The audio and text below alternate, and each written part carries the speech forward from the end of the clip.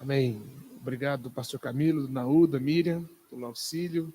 Momento abençoado.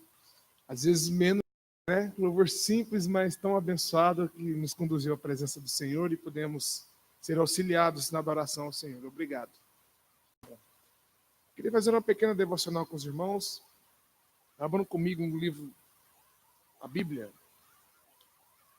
Eclesiastes, capítulo 11. Eclesiastes 11. Esses dias estive meditando nesse texto. Fui instigado a meditar nesse texto. E gostaria que o Senhor falasse com você da mesma forma que Ele falou ao meu coração. Eclesiastes, capítulo 11, dos versos 7 até Eclesiastes 12, 8. Eclesiastes, capítulo 11, a partir do verso 7 até Eclesiastes 12, 8.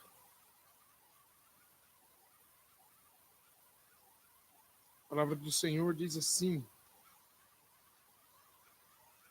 doce é a luz e agradável aos olhos é ver o sol.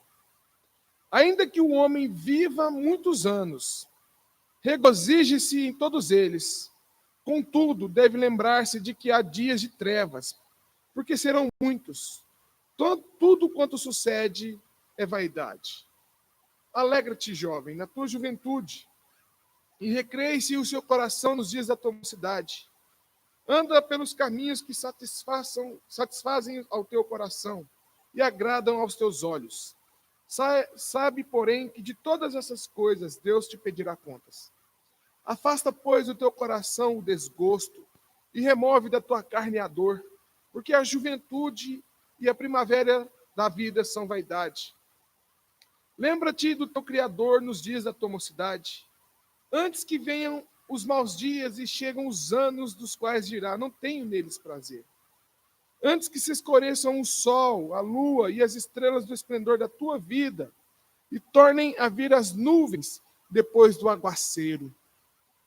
No dia em que tremerem os guardas da casa, os teus braços e se encurvarem os homens outrora fortes, as tuas pernas e cessarem os teus moedores da boca, por já serem poucos, e se escurecerem os teus olhos nas janelas. E os teus lábios, quais portas da rua se fecharem, no dia em que não puderes mais falar em alta voz, te levantares a voz das aves e todas as harmonias, filhas da música, te diminuírem. Como também quando temeres o que é alto e te espantares no caminho, e te embranqueceres como floresce a amendoeira, e o gafanhoto te for um peso, e te perecer o apetite, porque vais à casa eterna, e os pranteadores andem rodeando pela praça. Antes que se rompa o fio da prata, e se despedace o copo de ouro, e se quebre o cântaro junto à fonte, e se desfaça a roda junto ao poço, e o pó volte à terra como era, e o espírito volte a Deus que o deu. Vamos orar? Pai, bendito seja o teu nome pela tua verdade, pela tua palavra, pelo teu poder, pela tua glória. Bendito seja o teu nome porque tu és bom e tua misericórdia dura para sempre. Bendito seja o teu nome pelo teu Espírito Santo que nos conduz à tua presença. Bendito seja o teu nome por Cristo Jesus que nos reconciliou contigo e temos livre acesso a ti, Senhor. Pai, nos ensine a andar constantemente nos teus caminhos. Nos afaste do mal. Não nos deixe, ó Pai, estar revoltosos em dias de trevas, mas bendizendo o teu nome em toda e qualquer circunstância. Nos ajude, ó Pai, nesta hora que iremos explicar a tua palavra. Que eu fale somente aquilo que está registrado nas tuas escrituras. Que eu seja fiel a ti. Que eu fale com temor e tremor diante da tua presença. E que minha esperança é que o teu povo seja edificado pelo teu Espírito Santo. Tu apliques essa palavra conforme lhe apraz, Senhor. Que te rogo em nome de Jesus. Amém. Recentemente, um aplicativo da moda fez sucesso na internet, né? Trata-se do Face App. E todo mundo quis por curiosidade, se envelhecer para ver um pouco como que ficaria a sua aparência na velhice. Eu mesmo fiz com dezenas de fotos. E a gente viu nas redes sociais as pessoas usando esse aplicativo para ver pessoas com o rosto lisinho, bonitinho, de repente ficarem enrugados, com os cabelos brancos e no aspecto já de bastante velhice. Tudo isso é uma grande brincadeira, mas para mim foi importante. Ela despertou as pessoas, despertou a mim pelo menos, para a realidade que um dia nós envelheceremos, nós ficaremos velhos, nós já temos muitos dos nossos anciões aqui na nossa igreja, que também já foram jovens, que também já experimentaram da primavera da vida, da beleza da vida, do vigor físico. E a realidade é que um dia nós vamos ficar velhos e depois partiremos para o nosso Criador que nos fez. Por isso, o pregador, o rei Salomão, lembra que é importante viver a nossa vida diante da presença de Deus. É importante lembrarmos do nosso Criador. Eu soube da história de um jovem, lá em Uberlândia, que foi criado dentro da igreja. Sua família o levava para a escola dominical. Ele foi criado na educação cristã. Mas chegou a adolescência, ele se envolveu com amizades ruins. E logo ele quis desviar-se dos caminhos do Senhor. E as pessoas o exortavam: olha, volte para Deus, volte para o Senhor. Seu lugar não é aí. Obrigado, meu irmão, Deus te abençoe. Seu lugar não é aí, nesse lugar de corrupção, mas volte para o povo de Deus. E esse jovem falava: olha, a vida é muito curta. A vida é muito curta para ser vivida dentro da igreja. Eu quero curtir a vida. Quando eu ficar velhinho, quando eu ficar mais velho, eu vou voltar para a igreja, eu peço perdão para Deus e está tudo bem. Mas, infelizmente, os planos desse jovem foram frustrados. Ele morreu aos 18 anos em um acidente de carro, depois de uma balada, de uma noitada, com a turma embriagada, envolveu-se em um acidente, infelizmente. Aos 18 anos, muito novo, criança, perdeu a sua vida. Talvez ele nunca tenha encontrado o verdadeiro sentido da vida. E o sentido da vida é justamente o tema principal aqui do livro de Eclesiastes. Ele foi escrito pelo rei Salomão, sucessor de Davi, que havia já assumido o reinado de Israel já bastante estruturado, porque Davi deixou o reino bastante estruturado, sem guerras, com fronteiras alargadas. E Salomão só fortaleceu o seu reinado. Construiu muitos palácios, edificou cidades, construiu muralhas para a defesa das cidades e construiu principalmente o grande templo no Monte Moriá, lá em Jerusalém, o templo do Senhor, onde eles faziam sacrifícios ao Deus vivo. E no momento da inauguração do templo lá no Monte Moriá, o Senhor apareceu para ele em sonho e concedeu a ele um pedido. Salomão pediu uma única coisa, que era sabedoria para governar. E ele realmente governou com sabedoria. Pessoas vinham de todas as partes para aconselhar com Salomão. Ele dava ótimos conselhos, ele tinha muito conhecimento, ele se empreendeu em conhecimento. Mas, infelizmente, Salomão não terminou bem os seus dias. O livro de Eclesiastes é escrito numa perspectiva bastante pessimista, porque Salomão caiu em si. Porque, infelizmente, a maior parte da vida de Salomão, ele viveu longe dos caminhos do Senhor. Ele se entregou a vários casamentos, ele teve mais de 1000 esposas, 300 concubinas, e essas esposas o incitavam a idolatrar os deuses de suas terras. A esposa de Faraó, então ele adorou, ele empreendeu-se em idolatria a falsos deuses, e ele se entregou à vaidade. A palavra do Senhor nos diz que ele colocou seu coração para fazer tudo o que queria, para sentir prazer. Ele construiu palácios, ele teve muitas vaidades, teve tudo. Mas a conclusão dele é muito pessimista. Olha o que ele diz no verso 12, no capítulo 12, do verso 8. Vaidade, tudo é vaidade. Ou na NVI diz, tudo é sem sentido, nada faz sentido. É exatamente isso. A conclusão das pessoas que vivem sem estar com Deus centralizado em suas vidas. A conclusão de pessoas que vivem sem Deus centralizados na sua vida é que nada tem sentido nesta vida. Observem as pessoas. Tem pessoas que têm dinheiro, conseguem comprar tudo o que querem, vestem as melhores roupas, igual Salomão. A palavra de Deus diz que ninguém, o Senhor Jesus, se vestiu como Salomão neste mundo, mas os lírios do campo se vestiram melhor que Salomão. E a conclusão é, tudo é vaidade. O dinheiro não vai te comprar sentido na vida. Prazeres. Pode ter 1.300 mulheres como Salomão, você não vai ter prazer na vida. É vaidade, é correr atrás do vento. Então, a vida que faz sentido é aquela vida que é centralizada no nosso Deus. O livro de Eclesiastes diz justamente isso. Que o coração do homem, se estiver vazio de Deus, nada vai preencher, nada vai satisfazer. Por outro lado, uma vida centralizada em Deus, a vida é para valer.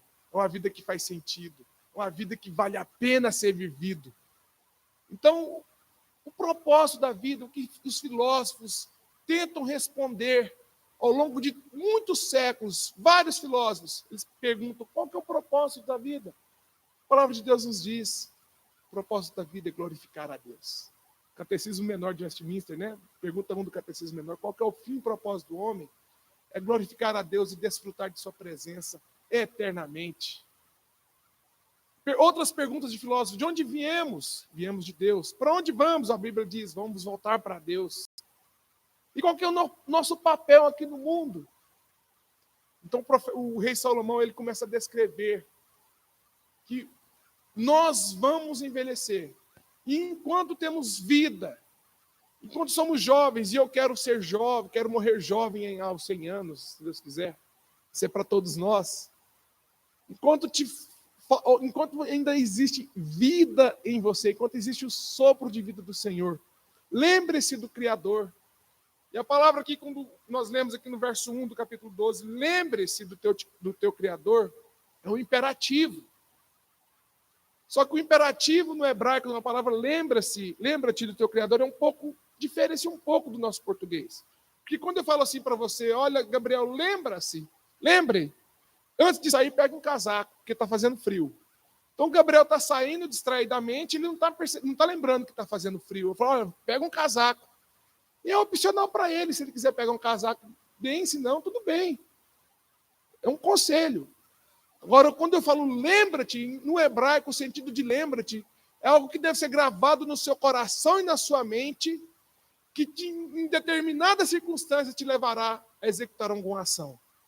Por exemplo, Gênesis 8, verso 1. Lembrou-se Deus de Noé e fez baixar as águas do dilúvio. Será que Deus estava esquecendo de Noé? Meu Deus, passou 50 dias, Noé está lá na arca com a família dele, gente. Não é isso. É no tempo determinado por Deus. Os seus planos iriam ser executados na hora certa, no momento exato.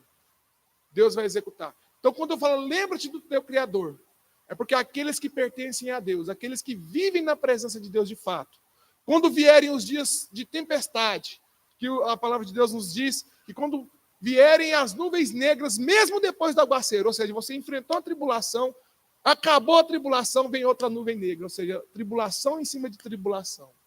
Mesmo assim, você lembrando que você é filho de Deus, que você está na presença de Deus, você permanece fiel na presença do Senhor. Você está programado a glorificar a Deus, mesmo nas piores circunstâncias. Mas eu quero deixar aqui para vocês o convite de alegrar-se na presença de Deus. A vida que vale a pena é a vida para ser vivida na presença de Deus. Os filósofos existencialistas criaram um lema que é bem antigo, chama Carpe Diem. Carpe Diem significa aproveite a vida, curta o momento, porque amanhã não existirá. Algo bem semelhante que aconteceu nos dias do profeta Isaías. Isaías 25 está escrito assim, verso 13, eu acho. Comamos e bebamos, porque amanhã morreremos. Ou seja, vamos viver a vida. E a vida não é simplesmente para ser vivida em busca de prazeres. Porque se for assim, acabou o prazer, acabou o sentido na vida. Acabou o vigor físico, acabou o sentido na vida. Chegou a velhice, acabou o sentido na vida. E se os filósofos existencialistas, as pessoas que vivem por essa questão de sentir-se prazer, se eles estivessem certos, a vida de uma pessoa que está doente, que está enferma, ou que nasceu já na condição, numa doença debilitante, então a vida dessas pessoas não tem sentido nenhum. Porque vai falar para uma pessoa que está acamada, olha, curta a vida, carpe diem, aproveite o dia. Como é que você vai falar isso para ela? Qual que é o sentido da vida da pessoa que ela não pode curtir a vida? Mas eu falo para vocês que a vida dessas pessoas tem todo o sentido se for vivido na presença de Deus. O Senhor Deus falou para Moisés em Êxodo 4, quem fez a boca do homem? Quem fez o surdo? Quem fez o mudo? Quem fez o cego? Foi Deus que fez. E Deus é glorificado mesmo na vida dessas pessoas, mesmo na tribulação. Então a minha pergunta que eu quero fazer para vocês são capazes de glorificar o nome do Senhor, mesmo no dia mau? E se Deus quiser ser glorificado na sua vida por causa do seu problema, no seu problema, com a sua doença, com a sua enfermidade ou com a sua velhice? Quando a velhice chegar, você vai ser capaz de glorificar o nome do nosso Deus?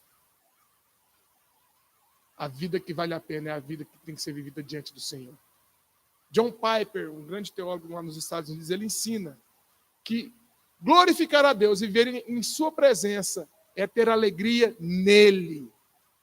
Por isso que a palavra de Deus diz, alegra-te. E no Salmo 90 também o Moisés falou, alegra-te, fica alegre, fica feliz. Então, para isso, a gente tem que exercitar. Eu quero deixar como aplicação para nós. Para a gente exercitar, estar na presença de Deus. Primeiro, a gente tem que ter consciência que Deus a tudo está presente. É impossível fugir da presença do Senhor. É impossível. Se suba ao mais alto monte, ou se eu desço ao mais profundo abismo, tu estás. Se eu subo ao céu, ou se eu desço à sepultura, tu estás ali. Então, ter consciência da presença santa e gloriosa de Deus todos os dias das nossas vidas. Já falei isso, eu vou repetir. Sara Maria Vieira, esposa do pastor Samuel, ela ensina que temor a Deus, foi o pastor Daniel que ensinou isso para a gente, que temor a Deus significa levar em consideração em tudo que eu fizer na minha vida, a presença de Deus, a presença santa de Deus. Então é isso, temer a Deus é isso. Eu levo em consideração a santidade de Deus. Em segundo lugar, alegra-te em tudo que você fizer. Se por um lado, Isaías, Deus condenou aquelas pessoas que diziam, comamos e bebamos porque amanhã morreremos. 1 Coríntios 10 nos ensina que quer comamos, quer bebamos, fazemos tudo para a glória de Deus. Então fique feliz em tudo que você fizer. A presença de Deus não é simplesmente aqueles momentos que a gente tira para ir para o culto ou para fazer oração devocional. A presença de Deus é tudo. É o seu momento de alegria. É aquele churrasco com o seu amigo. É aquele momento de chá com as amigas. É o momento de assistir um filme. É o momento de passear com a família na praça, no shopping, onde você estiver. É você ser feliz, sabendo que o seu Criador te fez e que você vai voltar para Ele.